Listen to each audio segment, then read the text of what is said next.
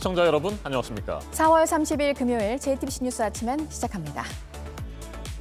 국회의원을 포함해 모든 공직자들의 내부 정보를 이용한 사적 이익 추구를 차단하기 위한 이해충돌 방지법이 어젯밤 국회를 통과했습니다. 2013년 관련 법안이 처음으로 발의된 지 8년 만입니다. 앞으로 직무상 취득한 정보를 활용해 사적 이득을 취하다가 적발되는 공직자는 7년 이하의 징역이나 7천만 원 이하 벌금형에 처해집니다. 코로나로 피해를 본 자영업자들의 손실을 보상하기 위한 법은 4월 국회에서 처리되지 못했습니다. 지난 재보궐선거 전에는 통과시키겠다고 목소리를 높였던 여야가 선거가 끝난 뒤에는 법안 심사조차 하지 않았고 늘 그렇듯 서로 책임을 떠넘기고 있습니다. 대전의 한 노인 요양시설에서 18명이 코로나19에 집단 감염됐습니다. 신속 항원 키트를 이용한 자가검사에서 3명이 양성으로 나왔고 전수검사를 통해 다른 15명의 감염도 확인됐습니다. 오늘 0시 기준 국내 신규 확진자 수는 600명대 중후반으로 예상됩니다. 오는 7월 개막 예정인 도쿄올림픽을 일본 국내 관중도 없이 치르는 방안이 공식적으로 언급된 가운데 개막 전달인 6월에 결정이 내려질 것으로 보입니다. 올림픽에 출전할 우리 선수단에 대한 백신 접종은 일단 시작이 됐는데 이후 선수들은 도쿄에서 매일 코로나 검사를 받고 밥을 혼자 먹어야 한다는 국제올림픽위원회의 수칙도 나왔습니다. 인도에서는 코로나19 하루 신규 확진자가 38만 명을 기록하는 등 확산세가 진정되지 않고 있습니다. 미국은 인도에 머물고 있는 자국민들에게 인도를 떠나라고 권유하고 나섰습니다. 지난 일요일 새벽에 서울 반포대교 한강공원 근처에서 실종된 대학생의 행방이 여전히 확인되지 않고 있습니다. 드론과 헬기를 동원해서 범위를 더 넓혀 수색을 이어가고 한강 인근에 주차됐던 차량 블랙박스까지 들여다보고 있는 경찰은 시민들의 제보를 기다리고 있습니다.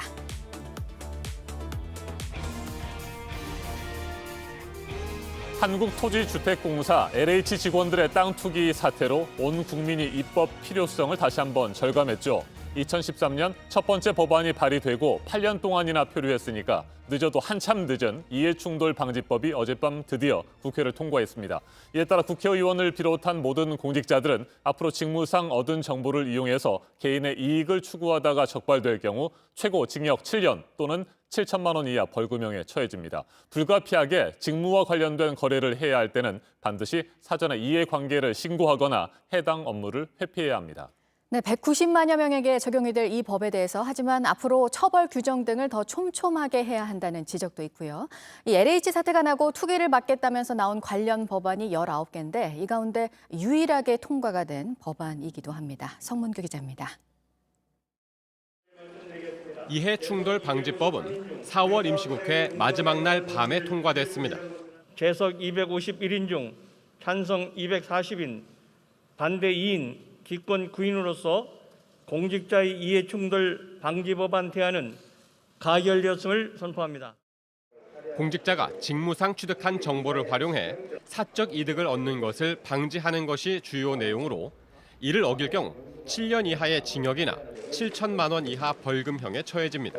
부동산을 직접 취급하는 공공기관의 공직자는 기관의 모든 사업 관련 부동산 보유, 매수 시에 신고하여도록 하였으며 채용 업무를 담당하는 공직자의 가족은 해당 공공기관 등에 채용될 수 없도록 하는 내용도 담겼습니다. 공무원과 공공기관 직원 등 190만 명가량이 대상인데 배우자와 직계 존비속까지 포함할 경우 800만 명까지 늘어날 수 있습니다. 특히 국회의원은 이해충돌 발생 우려가 있다고 판단되면 소속된 상임위 위원장에게 회피 신청을 해야 합니다.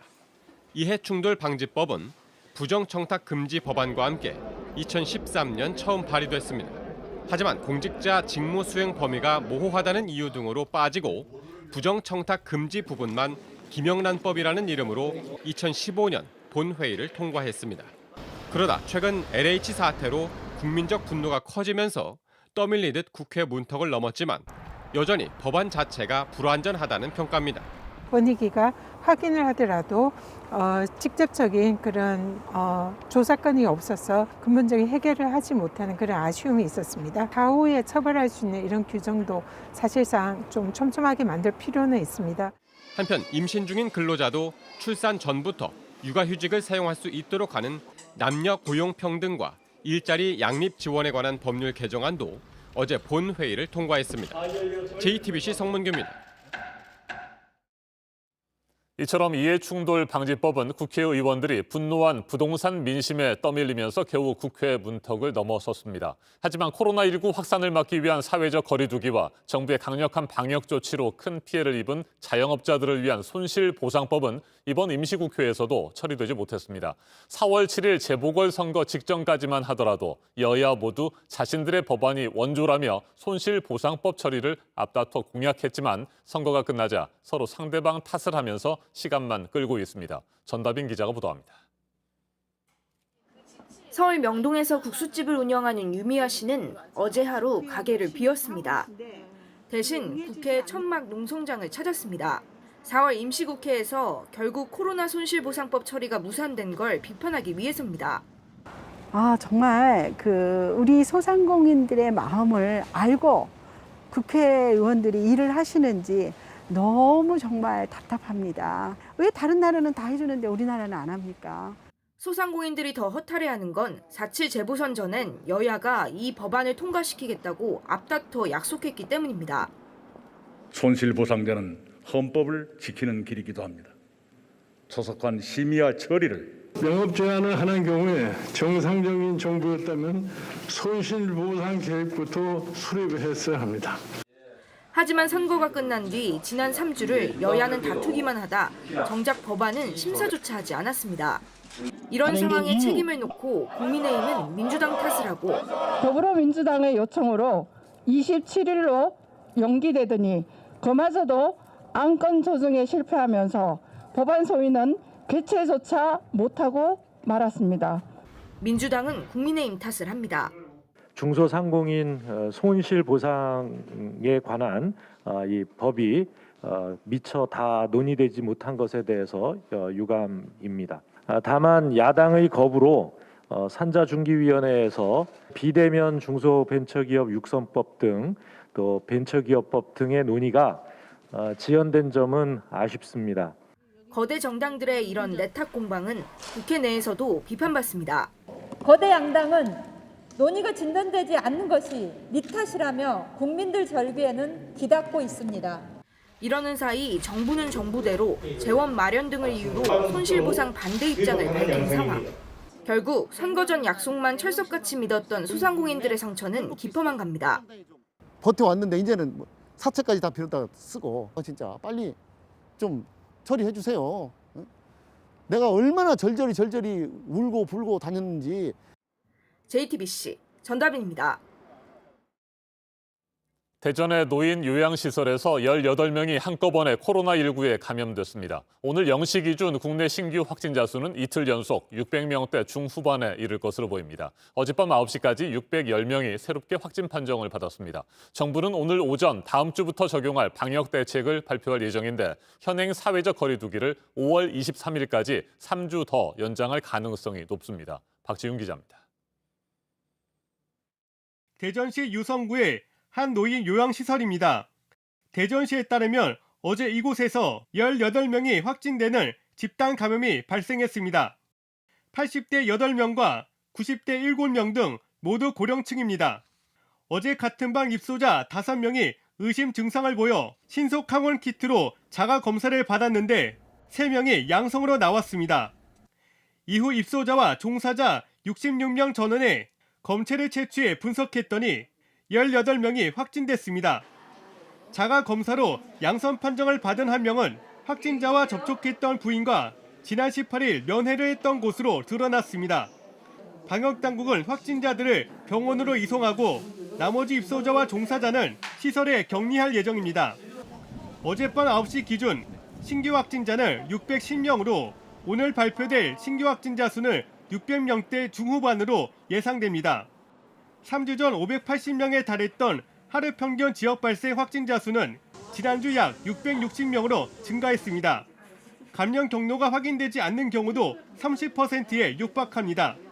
이에 따라 정부는 수도권 2단계, 비수도권 1.5단계의 현행 사회적 거리 두기를 다음 달 23일까지 한 번 더 연장할 걸로 예상됩니다. 방역당국은 오늘 거리 두기 조정안과 함께 어린이날과 부처님 오신 날 등 각종 행사가 많은 5월의 특별 방역 대책도 내놓을 예정입니다. JTBC 박지윤입니다. 도쿄올림픽을 석 달도 채 남겨두지 않은 일본의 코로나19 상황은 우리보다 훨씬 더 심각합니다. 어제도 오후 7시 50분까지 5,900여 명이 새롭게 감염되는 등 하루 확진자 수가 이틀 연속 6,000명에 육박했습니다. 도쿄올림픽 조직위원장은 관중을 한 명도 들이지 않고 올림픽을 치르는 방안까지 처음으로 언급했습니다. 윤서령 도쿄특파원입니다. 도쿄올림픽 조직위원장이 공식 석상에서 무관중 개최를 언급한 건 그만큼 일본의 코로나19 상황이 위험한 수준이라는 걸 의미합니다. 現に緊急事態宣言の下でこうした状況が起きている以上、ギリギリの判断として無観客という覚悟は持っておりますが、 도쿄에선 3개월 만에 신규 확진자 수가 1,000명을 넘었습니다. 변이 바이러스가 퍼지면서 코로나 환자가 급속도로 증가하고 있는 겁니다. 문제는 올림픽이 열리는 7월이 되어도 상황이 나아지리라는 보장이 없다는 점입니다. 의료진 확보도 문제입니다. 올림픽 기간 중엔 최소 10,000명의 의료진이 필요합니다. 지금도 의료진이 부족한데 추가 인력 확보는 무리라는 목소리가 나옵니다. 코로나 자문위원장은 한 발 더 나아가 올림픽 개최 여부 자체를 논의해야 한다고 경고했습니다. オリパラに関わる議論をしっかりとやるべき時期に私は来たと思います。 하지만 누가 고양이 목에 방울을 달지가 문제입니다. 일본 정부와 도쿄, IOC 측은 서로 책임 떠넘기기에 급급한 모습입니다. 무관중으로 올림픽을 치를 경우 약 1조 원에 달하는 티켓 수입을 포기해야 합니다. 한 의료 전문가는 전쟁 중에 무모한 작전을 강행해 많은 희생자를 낳은 일본군을 보는 것 같다고 지적했습니다. 도쿄에서 JTBC 윤서령입니다. 이처럼 일본의 코로나19 확진자들이 급증하면서 과연 7월 도쿄올림픽이 제대로 열릴 수 있을지 우려가 커지고 있습니다. 이 같은 상황에서 우리 국가대표 선수들은 일단 어제부터 백신을 맞기 시작했습니다. 그런데 백신을 맞고 도쿄에 가더라도 코로나19와의 싸움은 계속됩니다. 온누리 기자가 보도합니다. 건강한 국가대표 선수들도 처음 맞는 백신 앞에선 어쩐지 긴장한 얼굴입니다. 조금 겁나기도 하고 그랬었는데 막상 맞으니까 또 뭐 좀 괜찮은 것 같고, 또 이제 이 백신을 맞다 보니까 이제 올림픽이 조금 더 다가왔다는 생각을 조금 더 하게 되면서. 태권도 이대훈, 배구 김연경 등 도쿄올림픽에 참가할 우리 선수단은 대회 출전을 위한 백신 접종을 시작했습니다. 선수단은 접종 간격이 3주로 짧은 화이자 백신을 나이에 상관없이 맞을 예정인데 올림픽이 얼마 남지 않은 만큼 최상의 경기력을 위한 배려입니다. 사상 초유의 코로나 올림픽 때문에 주사의 따끔함을 감수했지만 선수들은 도쿄에 가면 더 이상한 올림픽을 치러내야 합니다. 국제올림픽위원회 IOC는 출전 선수들이 지켜야 할 수칙들을 추가로 발표했는데 매일 코로나 검사를 받아야 하고 또 밥은 구내 식당이나 방에서 혼자 먹어야 한다는 구체적인 지침이 담겼습니다. 이를 어길 경우 AD카드를 회수해 경기에 참가할 수 없게 한다는 엄포도 놨습니다. 지난 국제대회에선 치열한 경쟁을 마치고 모두 한데 모여 웃고 떠들며 마음을 나누는 시간이 이어졌지만 올 7월 도쿄올림픽에선 불가능하게 된 겁니다. We also want to make sure that the participants themselves are safe and they take it upon themselves to guarantee their own safety as well as the safety of others. 만약 도쿄 조직위가 관중까지 포기한다면 백신으로 시작한 도쿄올림픽은 혼밥에 고요한 경기장까지 본 적 없는 광경이 펼쳐질지 모릅니다. JTBC 온누리입니다. 인도의 코로나19 상황도 최악으로 치닫고 있죠. 하루 감염자가 40만 명 가까이 늘어나는 등 확산세가 좀처럼 진정되지 않고 있습니다. 누적 감염자 수도 1,800만 명을 넘어섰습니다. 이에 따라 미국 정부는 인도 현지에 머물고 있는 자국민들에게 인도를 떠나라고 권유하고 나섰습니다. 한편 코로나19 상황에서도 미국 경제는 올해 1분기 6% 넘게 성장했습니다. 조 바이든 대통령은 취임 이후 첫 번째 의회 연설에서 우리 돈으로 치면 4,500조 원이 넘는 초대형 부양책을 제시했습니다. 워싱턴을 연결합니다. 임정주 특파원, 인도의 상황이 정말 심상치 않습니다. 하루 신규 확진자 수가 40만 명에 육박하고 있어요. 네, 미국 존스홉킨스대 집계를 보면 28일 하루 인도 확진자는 37만 9천여 명으로 나타났습니다. 하루 사이 2만 명가량 더 늘어나며 40만 명 선을 위협하고 있습니다. 지난 21일 30만 명을 넘은 이후 여드레째 수그러들지 않고 있습니다. 누적 확진자는 1,830만 명, 누적 사망자는 20만 명에 이릅니다. 자, 그래서 미국 정부는 자국민들에게 사실상 인도 철수를 권고했죠. 네, 그렇습니다. 미 국무부는 인도에 대해 여행 금지 경보를 내린 데 이어 인도를 떠나려는 미국인은 이용 가능한 민간 교통편을 이용해야 한다고 공지했습니다. 또 현지 공무원 가족에 대한 자진 출국도 승인했습니다. 대사관과 영사관 직원들의 철수도 검토하고 있습니다. 네, 인도의 상황과는 정반대로 미국은 여러 가지 면에서 회복세가 뚜렷한 것 같습니다. 지난 1분기 경제 성장률이 6.4%로 집계됐죠. 네, 백신 접종 가속화와 대규모 경기 부양책이 맞물려 나타난 효과로 분석됩니다. 1분기 국내 총생산 GDP 증가율 6.4%는 기저효과로 급반등한 지난해 3분기를 빼면 18년 만에 최대 성장폭이라고 미국 언론들은 전하고 있습니다. 전문가 사이에선 다른 나라에 비해 빠르고 분명한 회복의 초기 단계라는 분석과 함께 회복 양상의 부문별로 차이가 커서 좀 더 지켜봐야 한다는 신중론이 함께 나오고 있습니다. 바이든 대통령은 우리 시간으로 어젯밤 취임 이후 처음으로 의회 연설을 했다고 들었습니다. 우리 돈으로 치면 4,500조 원이 넘는 공격적인 부양책을 제시했습니까? 네, 바이든 대통령은 취임 100일을 하루 앞두고 진행한 상하원 첫 합동 연설에서 미국이 새롭게 비상하고 있다며 4조 달러, 우리 돈 4,500조 원이 넘는 대규모 투자 계획을 발표하고 의회의 예산안 처리를 촉구했습니다. 일자리 계획 2조 2,500억 달러, 저소득층과 중산층 지원 계획 1조 8천억 달러 등입니다. 바이든 대통령의 연설 내용 잠시 들어보겠습니다. The worst pandemic in a century. The worst economic crisis since the Great Depression.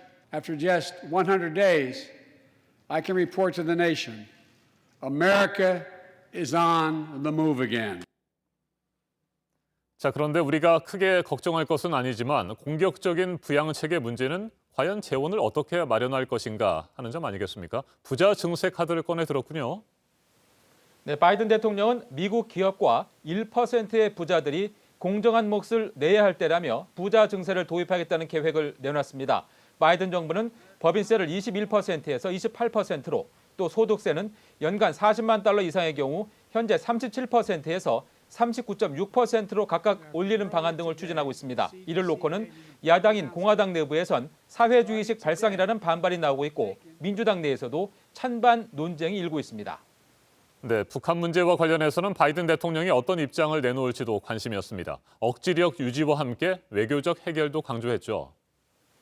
네, 바이든 대통령은 이란과 북한 핵이 미국과 세계 안보에 심각한 위협이라고 규정하고 동맹과 긴밀히 협력해 대처하겠다고 말했습니다. 이 대목도 직접 들어보겠습니다.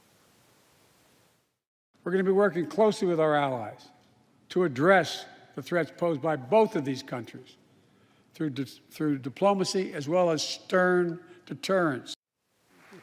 한미 간 굳건한 안보 태세로 북한의 도발을 억제하면서 외교적 해법을 모색하겠다는 방침을 거듭 분명히 한 대목입니다.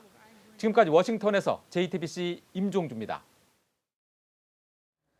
네, 올해부터 쿠팡이 대기업 집단으로 들어갔고 하지만 김범석 쿠팡 의장은 총수로 지정되지는 않으면서 논란이 지금 일고 있습니다. 김 의장은 의결권의 80% 가까이를 쥐고 있는데 미국 국적이어서 공정위는 외국인을 총수로 본 전례가 없다는 점 등을 들어서 이런 결정을 했는데요. 먼저 정원석 기자가 보도합니다. 공정거래위원회도 김범석 의장이 사실상 총수라는 건 인정합니다. 쿠팡 INC를 김범석이 사실상 지배하고 있다는 그 점에 대해서는 이론의 여지가 없는 것 같습니다. 쿠팡은 미국 증시에 상장된 쿠팡 INC가 다른 회사들을 모조리 지배하는 구조입니다. 김 의장은 이 쿠팡 INC의 의결권을 76.7% 갖고 있습니다. 하지만 공정위는 김 의장이 아니라 우리나라의 쿠팡 법인을 총수격인 동일인으로 정했습니다. 김 의장은 미국이 국적인 외국인이기 때문에 국내법 적용이 까다로워서 총수로 지정하기 어렵다는 겁니다. 그동안 외국계 기업 집단에 대해서는 저희가 일관되게 국내 최상단 회사를 동일인으로 지정한 점도 고려했습니다. S-오일이나 한국 GM 등과 마찬가지라고 했습니다. 총수로 지정되면 부당한 내부 거래나 일감 몰아주기를 하지 않는지 감시 대상이 됩니다. 제대로 공시하지 않으면 형사 처벌도 받습니다. 이런 규제를 김 의장은 피하게 된 겁니다. 한국계의 외국인이 국내에 기업 집단을 형성한 사례가 처음 등장했기 때문에, 그리고 그런 경우에 또 국내에 친족이 또 있다는 점, 이게 그동안에 처음 등장한 사례이기 때문에 이런 경우에 대비해 제도 정비를 해두지 않았다는 얘기입니다.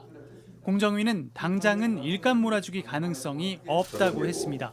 현재 시점에서 김범석 개인이 가지고 있는 국내 회사라든지 또는 그 친족이 갖고 있는 국내 회사는 전혀 없습니다. 대기업 집단과 총수는 해마다 5월 1일자로 새롭게 지정합니다. 공정위는 만약 나중에 부당거래 등 문제가 생기면 그때는 김 의장을 총수로 지정할 수도 있다고 했습니다. JTBC 정원석입니다. 네, 들으신 것처럼 총수로 지정이 되지 않으면 부당한 내부 거래나 일감 몰아주기를 하지 않는지 감시하는 대상에서 빠지게 됩니다.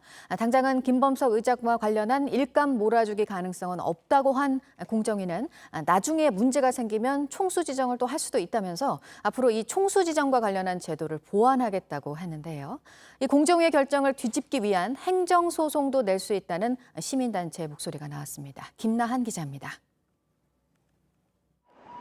공정위는 쿠팡 법인을 총수로 판단한 건 S-오일이나 한국 GM과 같은 경우라고 설명했습니다.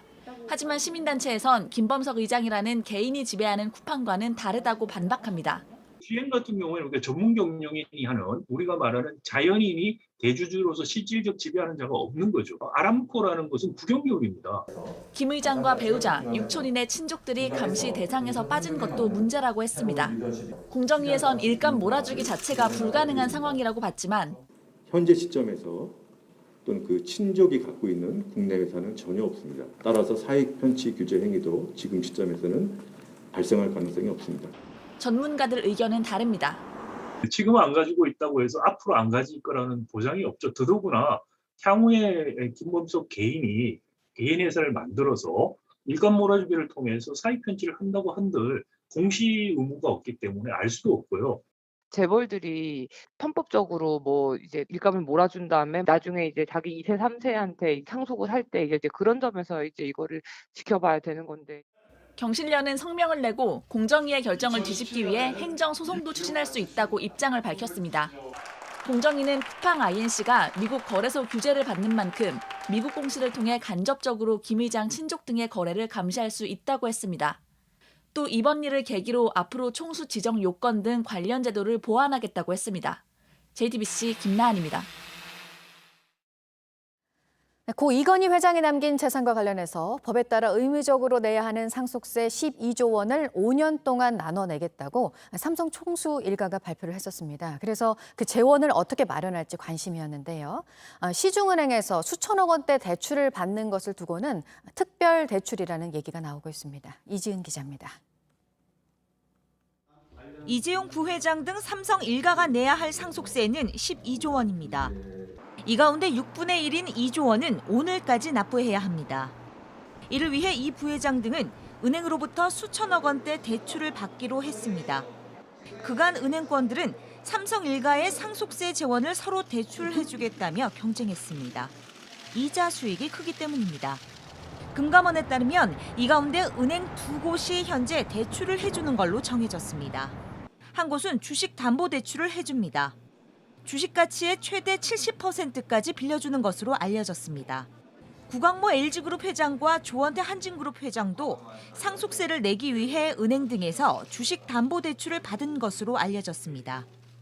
그런데 또 다른 은행은 주식담보대출보다 담보 부담이 적은 신용대출 형태로 돈을 빌려줍니다.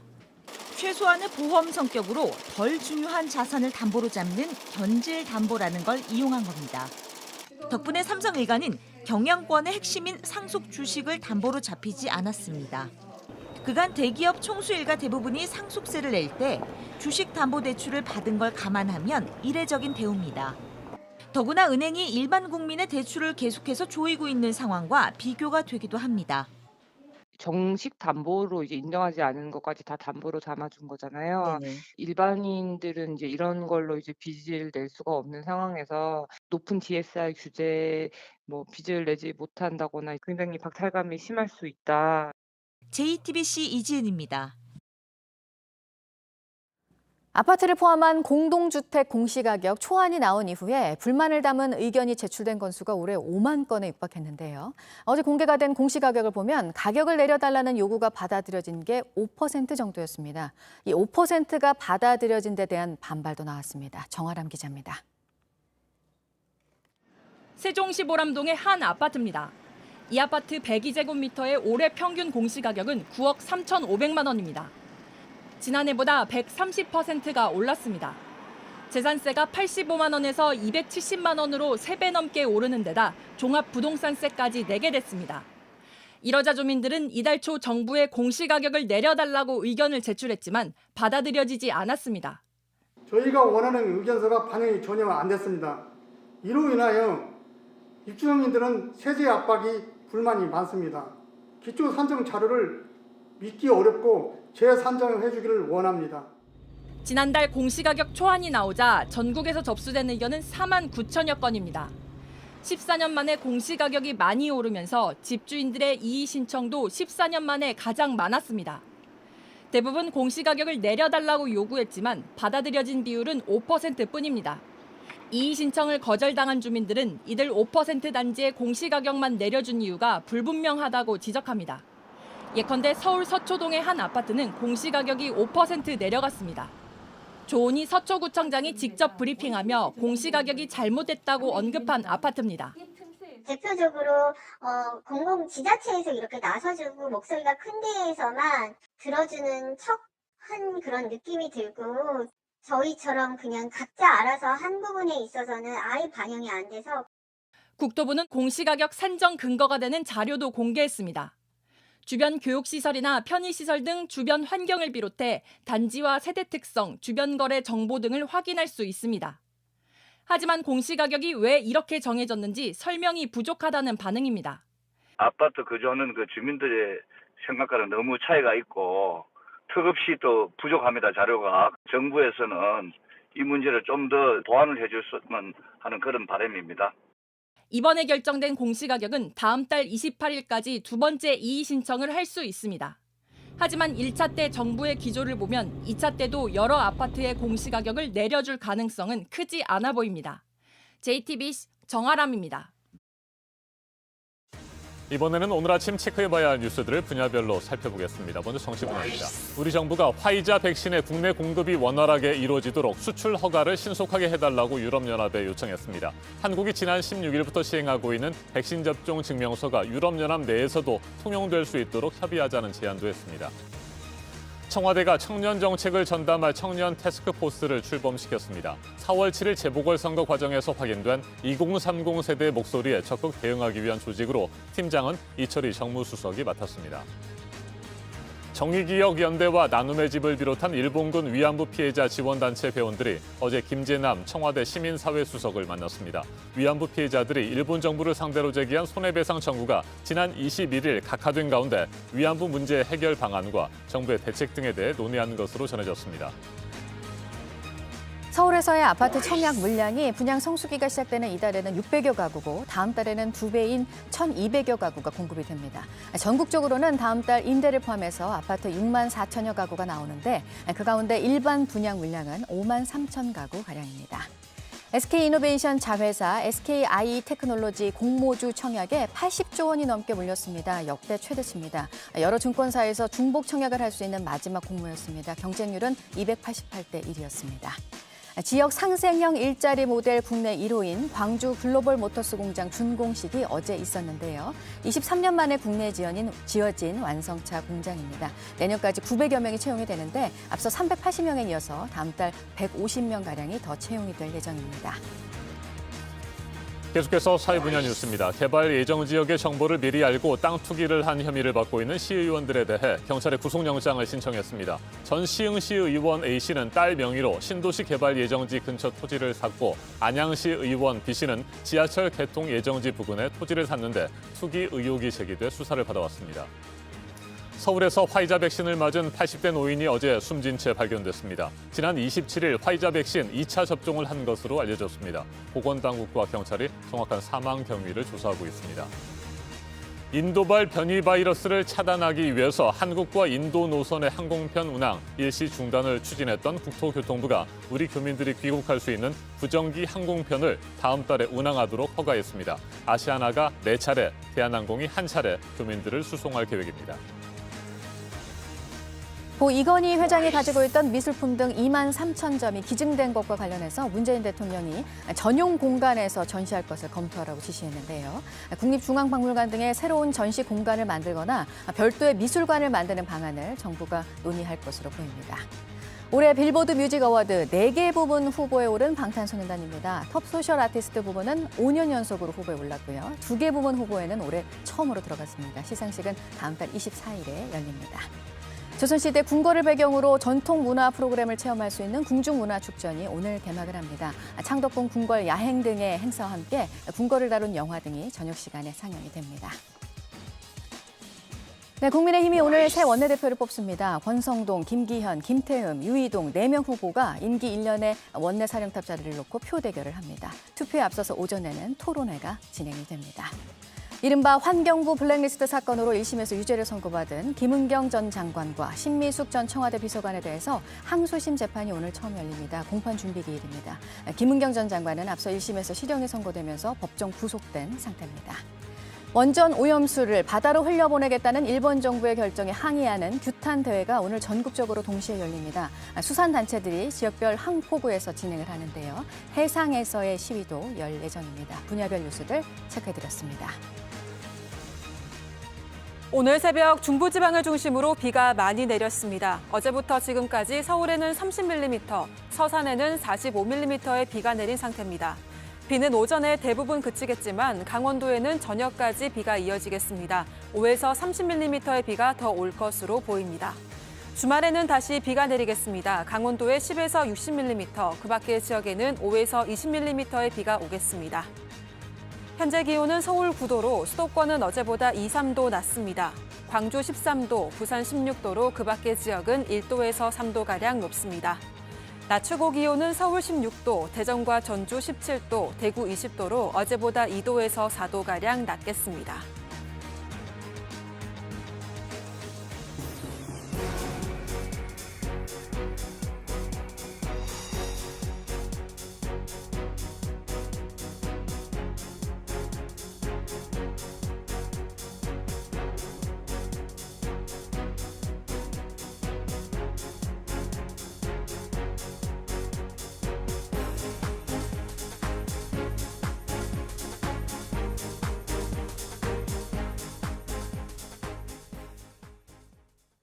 일요일이었던 지난 25일 새벽 22살 손정민 씨는 당시 친구와 함께 한강 반포대교 근처에 있었습니다. 하지만 이후 엿새가 되도록 어디에 있는지 행방을 알 수 없습니다.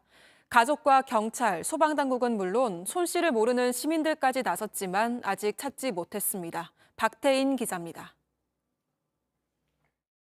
눈에 넣어도 안 아픈 아들인데 볼 수 있을지 오늘도 3일째가 지나갑니다.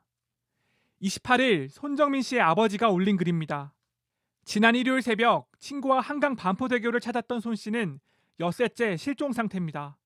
손 씨가 실종된 추정 시각은 새벽 3시에서 5시경. 손 씨의 어머니는 아들과 새벽 1시 반까지 메시지를 주고받았습니다. 손 씨와 함께 있던 친구는 그날 새벽 4시 반쯤 한강을 떠나는 모습이 CCTV에 찍혔지만 손 씨는 잡히지 않았습니다.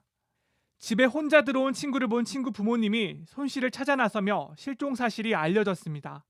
손 씨의 부모님은 한강공원에 아들을 찾는다는 현수막을 걸고 인근 아파트에 1200여 장의 전단지도 붙였습니다.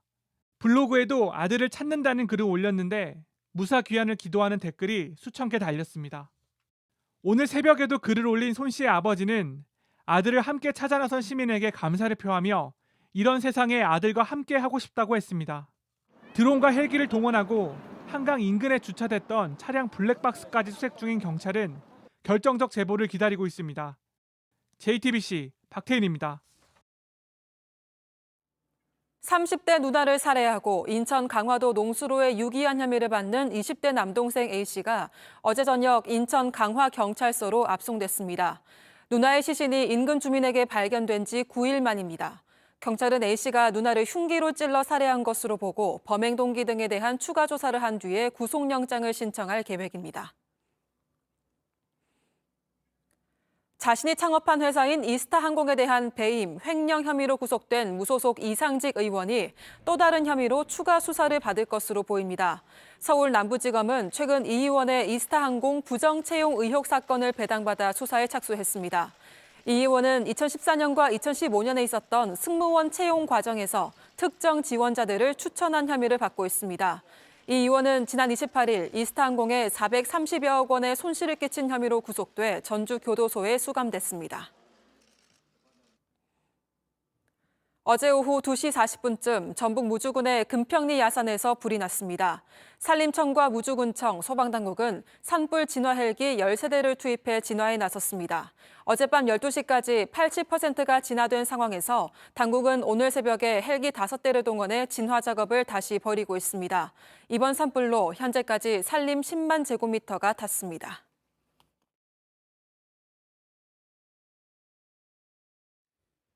아침엔 세계 시간입니다. 영국에서 보리스 존슨 총리를 둘러싼 논란이 이어지고 있습니다. 총리 관저 보수 비용에 대한 의혹부터 코로나19 관련 막말 의혹까지 잇따라 제기되면서 존슨 총리는 궁지에 몰렸습니다. 일주일 앞으로 다가온 영국 지방선거 표심이 요동칠 수 있다는 전망도 나옵니다. 지난 28일 영국 선거관리위원회는 존슨 총리의 관저 보수 비용과 관련한 의혹을 직접 조사하겠다고 밝혔습니다.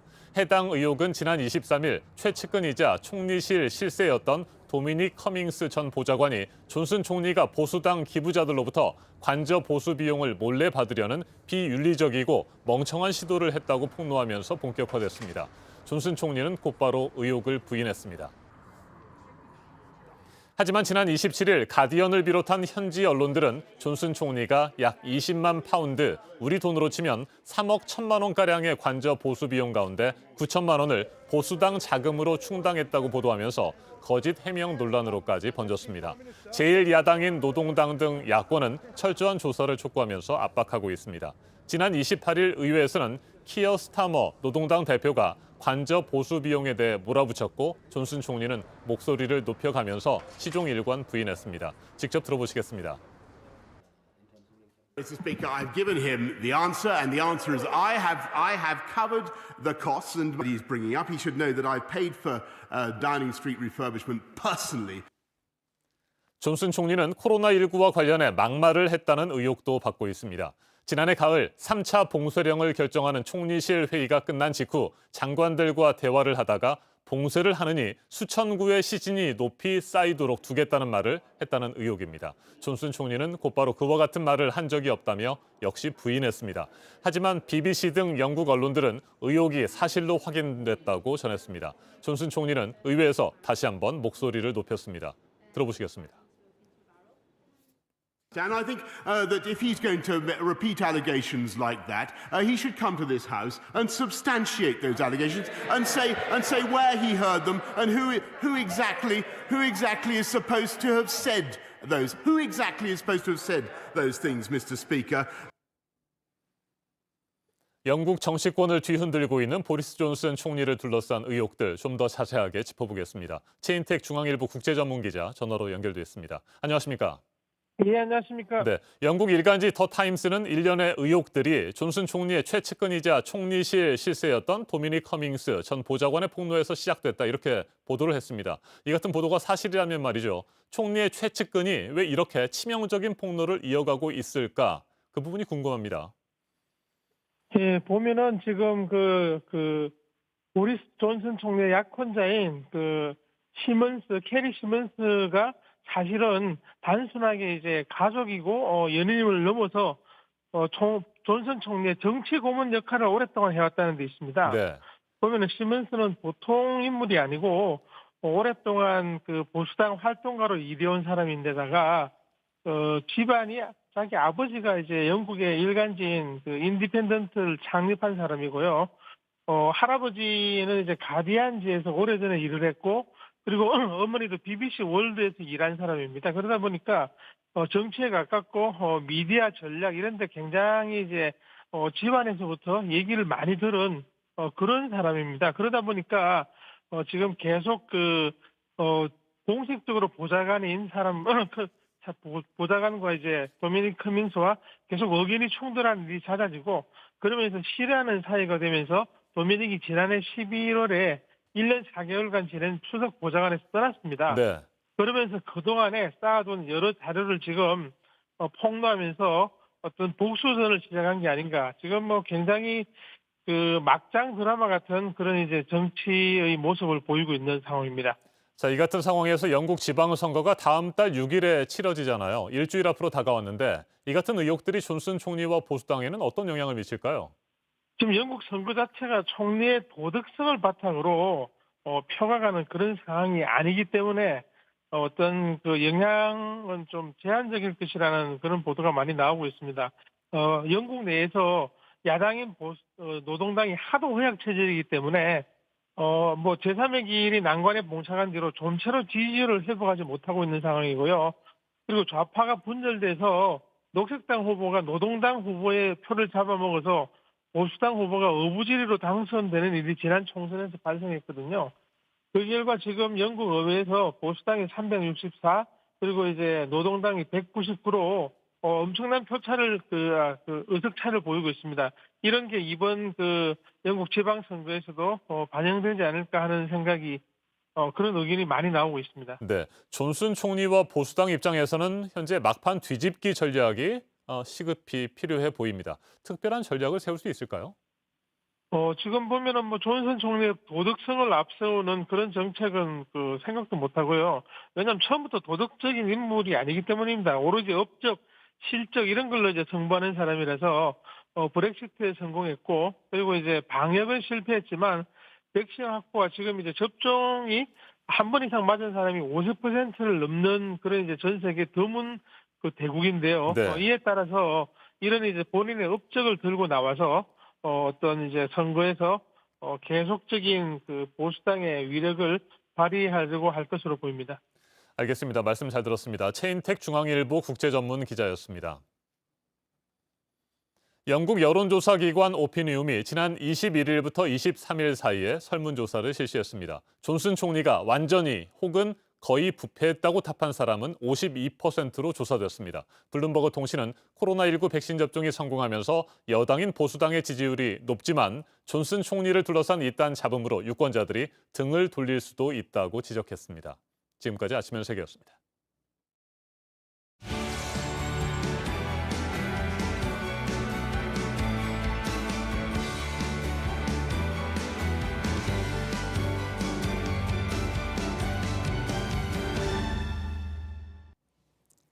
네, 금요일 아침입니다. 8시 11분 지나고 있습니다. 미국 노스캐롤라이나의 한 가정집에서 일가족과 출동한 경찰을 포함해서 5명이 사망했습니다. 보도국 연결해서 알아보겠습니다.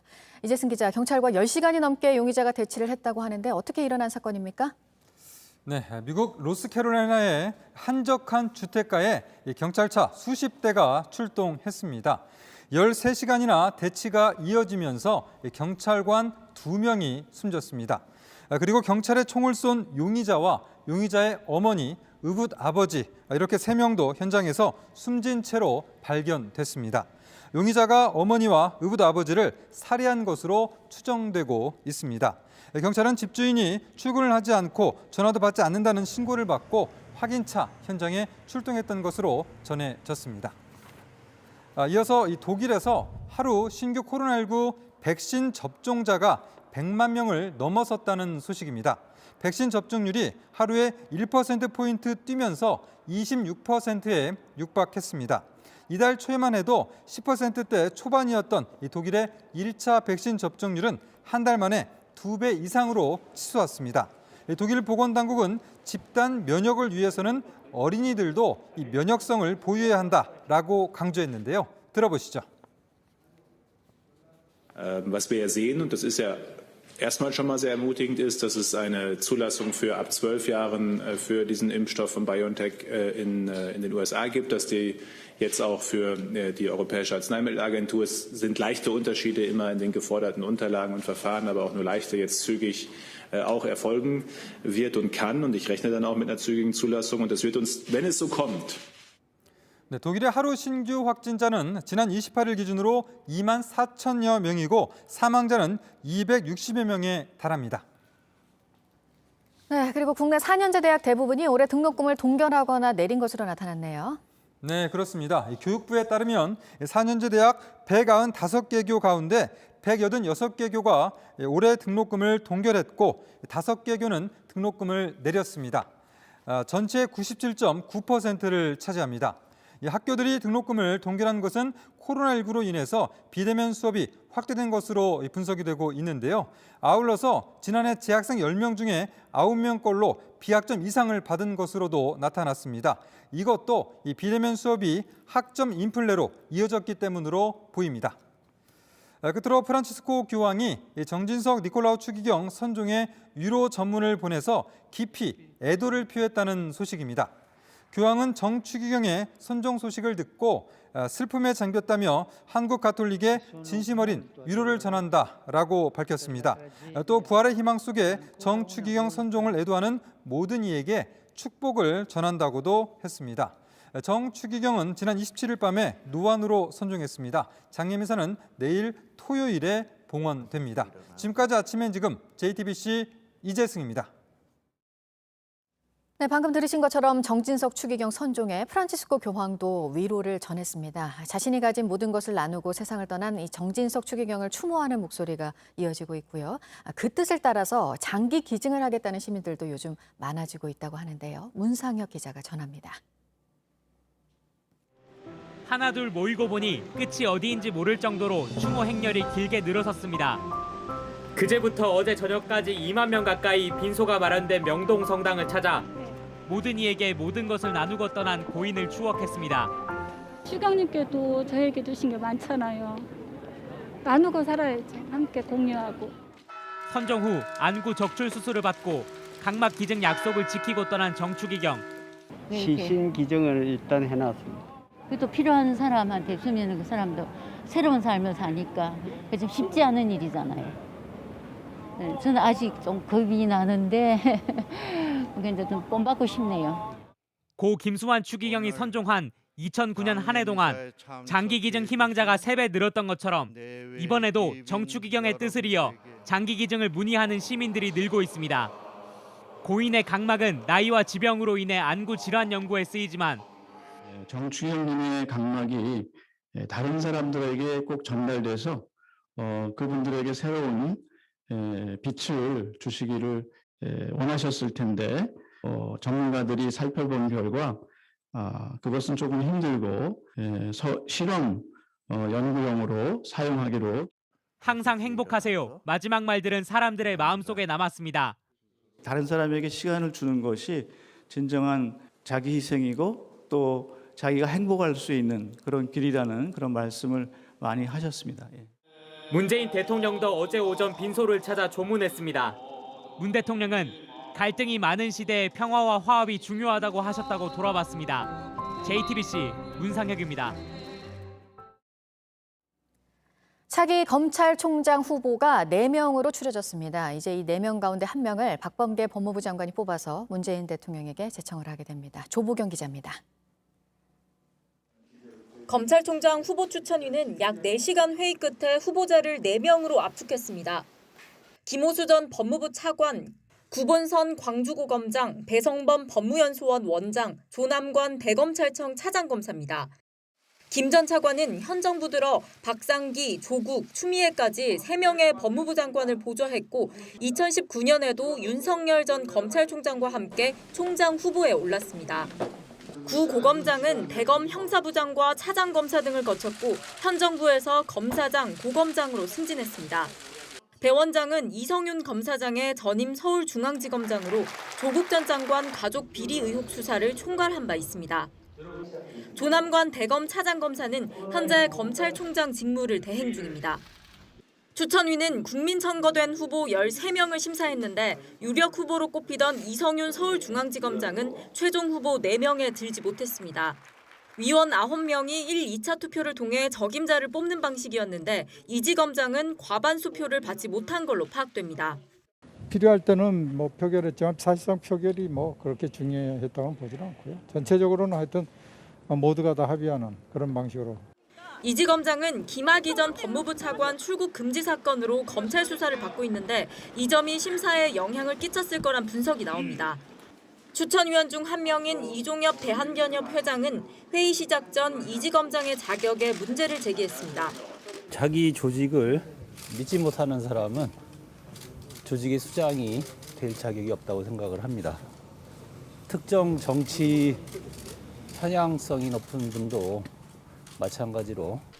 박범계 장관은 조만간 추천된 4명 중 최종 후보 1명을 뽑아 문재인 대통령에게 임명 제청할 예정입니다. 이후 대통령이 최종 후보를 지명하면 국회 인사청문회 등을 거쳐야 합니다. 이를 고려하면 새 검찰총장의 임기는 5월 말이나 6월 초 시작될 걸로 보입니다. JTBC 조보경입니다.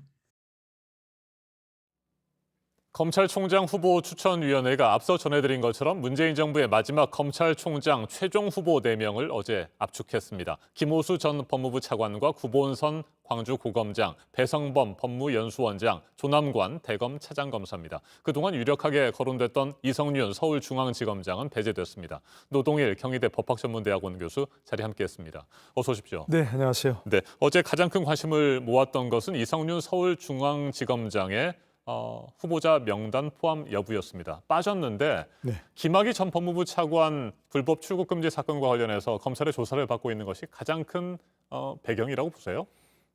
그렇게 봐야 되겠죠. 네. 3월 4일 날 윤석열 총장이 사퇴를 했죠. 박범계 장관이 전광석과 같이 후임을 임명했다고 했는데 지금 2달 가까이가 미뤄지지 않습니까? 역시 이성윤 지검장을 임명할 것이냐 말 것이냐가 핵심 쟁점이었던 것 같습니다. 논란이 일가 그걸 가라앉길 바랐는데 지금 피의자 신분에서 오히려 피고인 신분으로 바뀔 가능성도 있는 뭐 그런 상황에서 검찰총장 임명하기는 좀 부담스러웠을 것 같고요. 그게 결국 또 4.7 재보선에서 드러난 민심을 또 거스르는 그런 움직임이 될 것 같다 하는 것 때문에 정치적 부담도 있을 것 같고요. 또 이제 실익도 그렇게 크지 않은 것으로 판단한 것 같습니다. 왜냐하면 굳이 검찰총장을 시키지 않아도 중앙지검장으로 유임시키거나 다른 보직으로 또 보낼 수 있으니까 얼마든지 지금과 같은 역할을 이 지검장이 수행할 수 있을 것으로 판단해서 굳이 무리하지 않은 것으로 이렇게 판단됩니다. 네, 대한변협 이종엽 회장은 자기 조직을 믿지 못하는 사람은 조직의 수장이 될 자격이 없다. 이렇게 비판을 했습니다. 어제 회의가 열리기도 전에 말이죠. 이건 어떻게 생각하세요? 그런 게 굉장히 이례적이죠. 네. 네, 추천위원회가 위원들이 보통 들어가면서 그런 말 잘 하지 않지 않습니까? 열심히 심사숙고하겠다든지 이렇게 의례적인 말로 때우는데 새로운 변협 회장이죠. 이정엽 회장이 그렇게 공개적으로 얘기하면서 그건 혹시 이지검장을 얘기하는 거냐 얘기하니까 네라고 대답하지 않습니까? 굉장히 이례적인데 그만큼 어떤 검찰 내부의 분위기를 반영하는 건 아닌가 싶어요. 이정엽 변협 회장이 검찰 출신이거든요. 네. 검사 출신인데 검찰 내부 분위기를 반영한 것이 아닌가 싶어서 이 지검장이 지금 자기 사건을 계속해서 공수처 이첩해달라고 요구했지 않습니까? 공수처는 어떻게 보면 검찰과 대립하는 그런 이해관계를 가진 조직인데 거기 이첩해달라 이런 것도 있었고 또 한 가지 지금 수사심의를 소집해달라 이렇게 얘기했지 않습니까?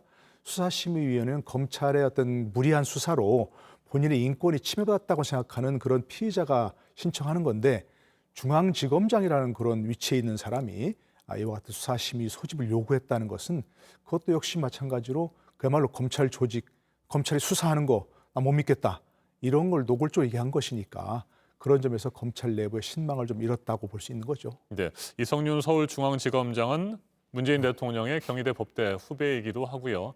문재인 정부, 박범계 법무부 장관으로부터 또 그동안에 신임을 받았던 것으로 전해졌는데 이번에 배제 결정이 난 것이 말이죠. 문재인 대통령이나 청와대, 법무부로서는 큰 부담을 덜게 됐다고 보세요? 아니면 또 다른 의견이 있을까요? 어떻습니까? 아까 말씀드린 대로 4.7 재보선에서 워낙 현재 정부 여당에 대한 민심이 약화되었다는 걸 드러났지 않습니까? 네. 그렇기 때문에 지금 이성윤 지검장의 차기 검찰총장 발탁은 너무 오래된 이슈입니다. 그런데 여러 가지로 이제 너무 친정부적이라든지 검사답지 않게 어떤 수사를 하는 것이 아니라 수사를 오히려 좀 방해하는 것이 아니냐. 사실이 어떻든 간에 실체가 어떻든 간에 그런 게 이미지가 너무 강해졌고요. 그렇기 때문에 무리해서 이성윤 지검장을 검찰총장으로 임명하면 악화된 민심이 더 악화될 가능성이 있다. 내년에 곧바로 좀 대선이 있지 않습니까? 네. 얼마 안 남았고요. 그렇기 때문에 그런 것이 과거 조국 사태처럼 또 한 번의 민심의 변곡점을 그을 수 있다. 이런 점 때문에 발탁을 좀 주저하게 된 거 아닌가 싶습니다. 네. 이르면 5월 말이나 6월 초부터 새로운 검찰총장이 임기를 시작할 것으로 보입니다. 현재로서는 문재인 정부의 마지막 검찰총장이 될 가능성이 높은데 새로운 검찰총장에게 주어진 가장 큰 역할은 뭐라고 보세요? 그래서 누가 되더라도 이제 검찰 조직을 좀 추슬러야죠. 네. 검사가 검사를 수사하고 검사가 검사를 비난하고 서로 고소고발하고 이런 조직이 지금 어디 있습니까, 이게. 더구나 검찰이라는 그런 거대 조직에서 그 내부적인 그런 어떤 좀 추스르는 게 제일 문제일 것 같고요. 또 한 가지는 지금 이제 공수처 또 검경 수사권 조정 이런 것 때문에 검찰과 다른 수사기관의 그 관계가 어떻게 될 것인가가 아직 미정립돼 있습니다, 이게. 굉장히 어렵고요. 지난번에 공수처에서 사건을 좀 이첩받았다가 이성윤 기지검장 사건이라든지 이런 것들 이첩받았다 다시 재이첩하면서 기소권을 우리가 갖겠다 이렇게 얘기했는데 그런 게 어디 있냐고 지금 검찰이 반발하지 않습니까? 그런 공수처의 관계, 경찰과의 관계 이런 것들이 아직 법은 돼 있지만 구체적인 어떤 세세한 부분에서 어떻게 할 것인지가 아직 정립이 안 돼 있습니다. 그러니까 그런 것도 굉장히 중요한 과제고요. 검찰 내부 조직 추스리고 검찰의 역할을 새롭게 정립하고 기능을 어떻게 할 것인가, 다른 수사기관과의 관계를 어떻게 할 것인가가 빨리 좀 정립되는 그런 걸 위해서 노력하는 검찰총장이 돼야죠. 네. 끝으로 한 가지만 짧게 짚어보겠습니다. 어젯밤에 이해충돌 방지법이 국회를 통과했습니다. 네. 처음으로 관련 법안이 발의된 지 8년 만입니다. 어떻게 보세요? 원래 이제 이른바 김영란법이 2013년도에 네. 제안됐을 때 그때 이해충돌 방지법도 한 세트였습니다. 부정청탁 금품수수 금지, 그다음에 이해충돌 방지 이게 다 세트였는데 그때 이해충돌 방지법이 빠졌거든요. 국회의원들이 아마 굉장히 난색을 표했다는 거예요. 늘 어떤 국민들의 주민들의 민원을 받아가지고 그걸 전달한 역할을 해야 되는데 그렇다 보면 이해충돌 방지가 너무 저촉되는 게 많다. 그랬는데 어제 드디어 이제 통과됐습니다. 굉장히 다행이라 생각하고요. LH 사태 등 이용 보면 공직자들이 공개되지 않은 정보를 이용한 경우가 많고 그런 점을 박아야 될 그런 것도 굉장히 많죠. 필요성도. 그리고 국회의원들의 이해충돌 방지를 위해서 또 국회법도 개정했다는 겁니다. 그렇기 때문에 우리 사회 진일보를 위해서 굉장히 의미 있는 진전이라고 생각합니다. 알겠습니다. 여기까지 듣겠습니다. 노동일 경희대 법학전문대학원 교수였습니다. 말씀 잘 들었습니다. 네, 고맙습니다. 중국 농촌에선 요즘 불개미 때문에 골치를 앓고 있습니다. 불개미는 농작물뿐만 아니라 사람에게도 큰 피해를 주고 있습니다. 최근에는 12개 성까지 퍼지면서 대대적인 박멸 작업이 벌어지고 있습니다. 박성훈 특파원이 전해드립니다. 장시성의 한 비닐하우스입니다. 딸기가 수확을 앞두고 있습니다. 그런데 뿌리를 들어올리자 흙 속에 붉은 불개미들이 득실거립니다.